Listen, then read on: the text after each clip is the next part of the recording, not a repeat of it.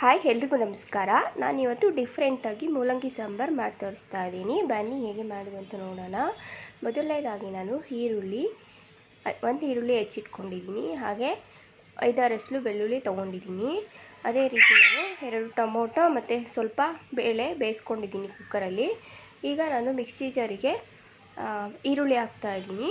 ಅದೇ ರೀತಿ ಬೆಳ್ಳುಳ್ಳಿ ಹಾಗೆ ಸ್ವಲ್ಪ ನಿಂಬೆಹಣ್ಣಿನ ಗಾತ್ರದಷ್ಟು ಹುಣಸೆಹಣ್ಣು ಮತ್ತು ಸಾಂಬಾರು ಪುಡಿ ಹಾಕ್ತಾಯಿದ್ದೀನಿ 2 ಟೇಬಲ್ ಸ್ಪೂನು. ಅದನ್ನು ಮಿಕ್ಸಿ ಜಾರಿಗೆ ಹಾಕ್ಕೊಂಡು ಅದ್ರ ಜೊತೆಲಿ ನಾನು ಒಣ ಕೊಬ್ಬರಿ ತೊಗೊಂಡಿದ್ದೀನಿ. ಒಣ ಕೊಬ್ಬರಿ ಒಂದು 1/4 ಬಟ್ಲು ತೊಗೊಂಡಿದ್ದೀನಿ. ಅದನ್ನು ಹಾಕ್ತಾಯಿದ್ದೀನಿ. ಅದೇ ರೀತಿ ನಾನು ಟೊಮೊಟೊ ಮತ್ತು ಬೇಳೆ ಬೇಯಿಸ್ಕೊಂಡಿದ್ನಲ್ಲ, ಟೊಮೊಟೊ 2 ಬೇಯಿಸ್ಕೊಂಡಿದ್ದೆ. ಆ ಟೊಮೊಟೊನ ನಾನು ಮಿಕ್ಸಿ ಜಾರಿಗೆ ಹಾಕ್ತಾಯಿದ್ದೀನಿ. ಆರಿದ ಮೇಲೆ ಹಾಕ್ತಾಯಿದ್ದೀನಿ. ಹಾಕ್ಬಿಟ್ಟು ಚೆನ್ನಾಗಿ ಮಿಕ್ಸಿ ಗ್ರೈಂಡ್ ಮಾಡ್ಕೊತಾ ಇದ್ದೀನಿ. ನುಣ್ಣಗೆ ಪೇಸ್ಟ್ ಮಾಡ್ಕೊತಾ ಇದ್ದೀನಿ. ಈ ರೀತಿಯಾಗಿದೆ ನೋಡಿ. ಈಗ ನಾನು ಒಂದು ಬಾಣಲೆ ತೊಗೊಂಡು ಅದಕ್ಕೆ ನಾನು ಸ್ವಲ್ಪ ಎಣ್ಣೆ ಹಾಕ್ತಾಯಿದ್ದೀನಿ. ಎಣ್ಣೆ ಕಾಯ್ತಾ ಇದೆ. ಕಾದಾದ್ಮೇಲೆ ನಾನು ಸಾಸಿವೆನ ಹಾಕ್ತಾಯಿದ್ದೀನಿ. ಸಾಸಿವೆ ಸಿಡಿದ ಮೇಲೆ ಅದಕ್ಕೆ ನಾನು ಸ್ವಲ್ಪ ಜೀರಿಗೆ ಹಾಕ್ತಾಯಿದ್ದೀನಿ. ಜೀರಿಗೆ ಹಾಕ್ಬಿಟ್ಟು ಮತ್ತು ಕರಿಬೇವು ಹಾಕ್ತಾಯಿದ್ದೀನಿ. ಕರಿಬೇವು ಹಾಕ್ಬಿಟ್ಟು ಅದು ಸ್ವಲ್ಪ ಹಾಗೆ ಬಿಡ್ತೀನಿ. ಮತ್ತು ಅದಕ್ಕೆ ನಾನು ಈಗ ಸ್ವಲ್ಪ ಈರುಳ್ಳಿ ಹೆಚ್ಚಿಟ್ಕೊಂಡಿದ್ನಲ್ವ, ಅದನ್ನು ಸ್ವಲ್ಪ ಹಾಕ್ತಾಯಿದ್ದೀನಿ. ಹಾಕ್ಕೊಂಡು ಚೆನ್ನಾಗಿ ಬಾಡಿಸ್ಕೊತಾ ಇದ್ದೀನಿ. ಈರುಳ್ಳಿ ಸ್ವಲ್ಪ ಬೇಯಬೇಕು. ಬೇಯ್ದ ತಕ್ಷಣ ನಾನು ಈ ಮೂಲಂಗಿನ ಹಚ್ಚಿಟ್ಕೊಂಡಿದ್ದೆ. ಅದನ್ನು ನಾನು 2 ಮೂಲಂಗಿ ತೊಗೊಂಡಿದ್ದೀನಿ. ಅದನ್ನು ಹಾಕ್ತಾಯಿದ್ದೀನಿ. ಫ್ರೈ ಮಾಡ್ತಾಯಿದ್ದೀನಿ. ಮೂಲಂಗಿ ಎಲ್ಲ ಚೆನ್ನಾಗಿ ಹುರ್ಕೋತಾ ಇದ್ದೀನಿ. ಅದು ಸ್ವಲ್ಪ ಇದರಲ್ಲೇ ಎಣ್ಣೆಯಲ್ಲೇ ಚೆನ್ನಾಗಿ ಹುರ್ಕೋಬೇಕು.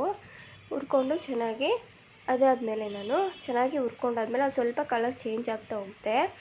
ಅದಾದಮೇಲೆ ನಾನು ಈ ಮಿಕ್ಸಿ ಜಾರಿಗೆ ಏನು ಹಾಕ್ಕೊಂಡಿದ್ನಲ್ಲ ಆ ಮಸಾಲೆನ ಹಾಕ್ತಾಯಿದ್ದೀನಿ.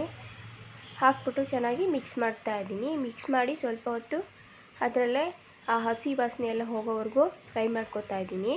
ಫ್ರೈ ಮಾಡಿಕೊಂಡು ಈ ಬೇಳೆ ಮತ್ತು ಟೊಮೊಟೊ ಎಲ್ಲ ಬೇಯಿಸಿದ್ನಲ್ವ, ಅದನ್ನು ಇದಿತ್ತಲ್ಲ ಬೇಳೆ, ಆ ಬೇಳೆನ ಬಾಣಲೆಗೆ ಹಾಕೋತಾ ಇದ್ದೀನಿ. ಹಾಕ್ಕೊಂಡು ಚೆನ್ನಾಗಿ ಮಿಕ್ಸ್ ಮಾಡ್ಕೊತಾ ಇದ್ದೀನಿ. ಹಾಗೆ ಅದನ್ನೆಲ್ಲ ಚೆನ್ನಾಗಿ ಮಿಕ್ಸ್ ಮಾಡಿ ನನಗೆ ನೀರು ಎಷ್ಟು ಬೇಕೋ ಅಷ್ಟು ಹಾಕೋತಾ ಇದ್ದೀನಿ. ನಾನಿಲ್ಲಿ 4 ಜನಕ್ಕೆ ಮಾತ್ರ ಮಾಡ್ತಾ ಇರೋದು. ಸಾಕಾಗುತ್ತೆ ನನಗೆ. ಇದೇ ಮಸಾಲೆ ನೀವು ಕ್ವಾಂಟಿಟಿ ಡಬಲ್ ಮಾಡ್ಕೊಂಡು ಹಾಕ್ಕೊಳ್ಳಿ, ಚೆನ್ನಾಗಿರುತ್ತೆ. ಹಾಗೆ ನಾನು ರುಚಿಗೆ ತಕ್ಕಷ್ಟು ಉಪ್ಪನ್ನು ಹಾಕ್ತಾಯಿದ್ದೀನಿ. ಉಪ್ಪು ಹಾಕ್ಬಿಟ್ಟು ಚೆನ್ನಾಗಿ ಮಿಕ್ಸ್ ಮಾಡಿ ಒಂದು 5 ನಿಮಿಷ ಚೆನ್ನಾಗಿ ಕುದಿಸ್ಕೊತಾ ಇದ್ದೀನಿ. ಮೂಲಂಗಿ ಬೇಳೆ ಎಲ್ಲ ಚೆನ್ನಾಗಿ ಬೇಳೆ ಆಲ್ರೆಡಿ ಬೆಂದಿದೆ. ಮೂಲಂಗಿ ಚೆನ್ನಾಗಿ ಬೇಯಬೇಕು. ಮಸಾಲೆ ಹಸಿ ವಾಸನೆ ಎಲ್ಲ ಹೋಗಿ ಚೆನ್ನಾಗಿ ಘಮ ಬರಬೇಕು.